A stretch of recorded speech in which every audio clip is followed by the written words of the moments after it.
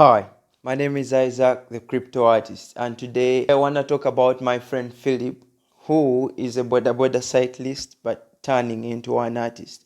So I posted a picture yesterday on my Facebook and it got a lot of feedback. It got me thinking about why artists struggle to make money. So here is why. Let me give you an example. If you think about companies, big companies like Amazon, Facebook, Google, just think about how they operate and how they make their owners really stinking wealthy. I know most artists are not about money, we're about the heart and passion and stuff like that. But we need to survive, we need to pay the bills. So, as I was talking about this boda guy, uh, some of my friends commented and said, leave the guy alone.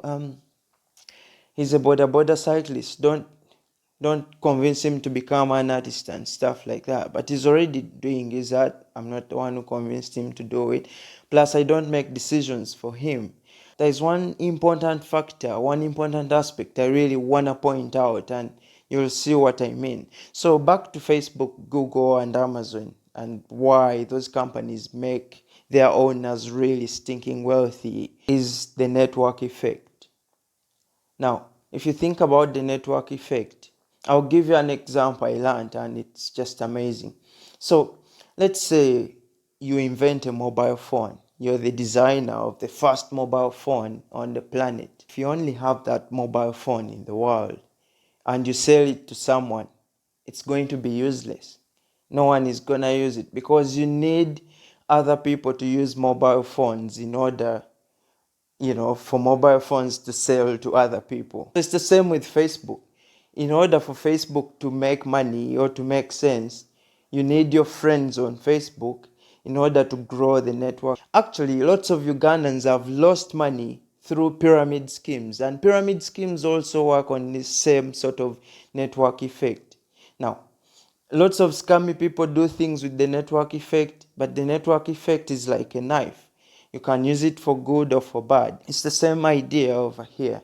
Now, let me tell you why the network effect is very good for certain businesses, but not very favorable for artists. So, let me give you another example. Let's say I had the best swimming pool in the world. I love swimming. So, let's say I had the best swimming pool in the world and I wanted to share it with other people and make money off it. So think about this. The more people I get into the swimming pool, the more money I can make if I'm charging money for it.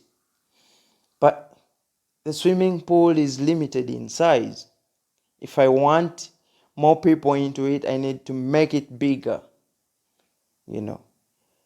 And that's scaling it. I need to scale it. I need to just make it bigger.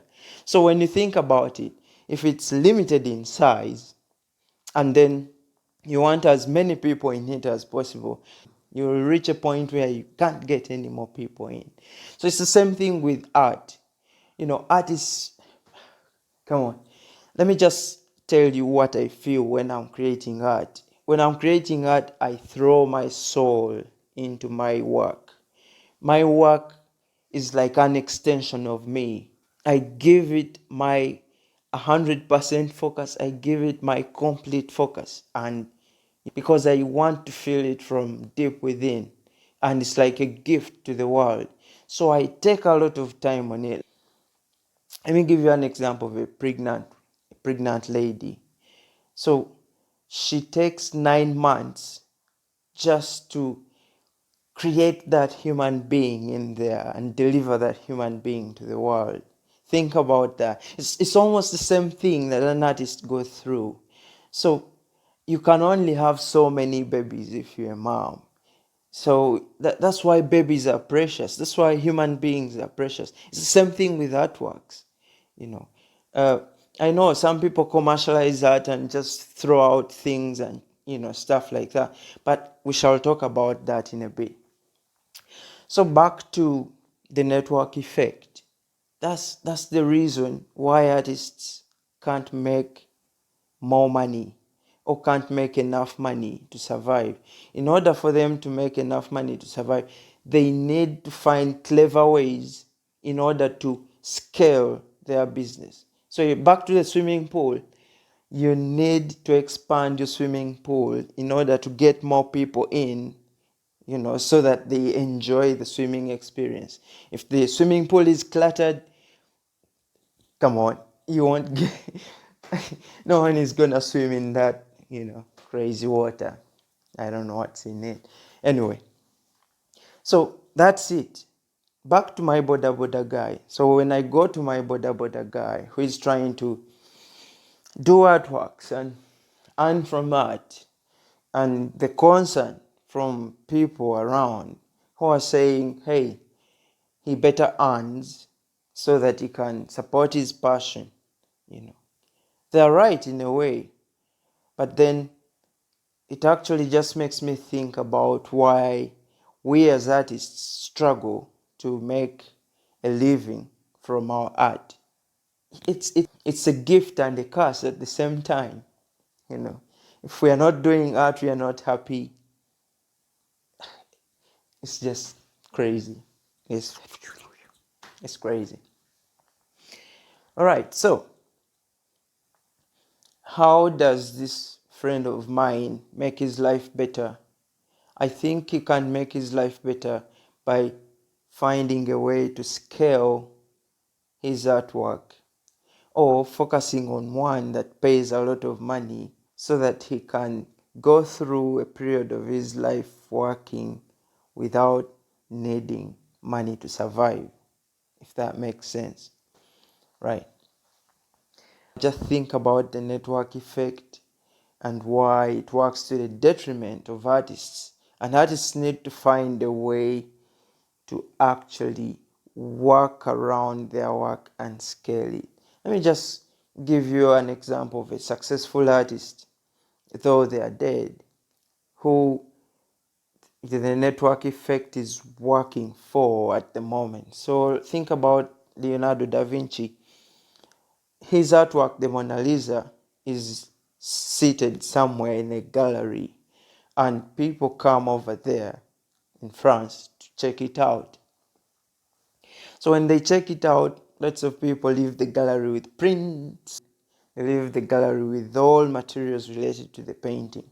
So the sales from the materials and all these extra add-ons are the ones that scale the Mona Lisa, and make the Mona Lisa earn more money.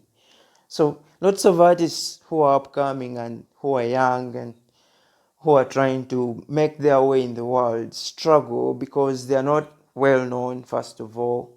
And even when they get well known, a lot of people flood them. And when they flood them, they stop producing good quality work because they are overwhelmed. And after that, you just feel unhappy. I have lots of friends who have been through that, and they just stop liking what they really love to do. So if you're an artist out there, a visual artist, a musician, actually, thinking about musicians find a way to scale their artwork, because you produce one song and the song is gonna play on playlists for a very long time. Even if you're there, even if you're not there, your song is gonna play on people's gadgets. So visual artists have to find a way to do what vocal artists did. So I'm hoping to make a video very soon with my friend Phillip, the boda artist. So catch you next time, and Happy New Year 2020. Here we are. Adios.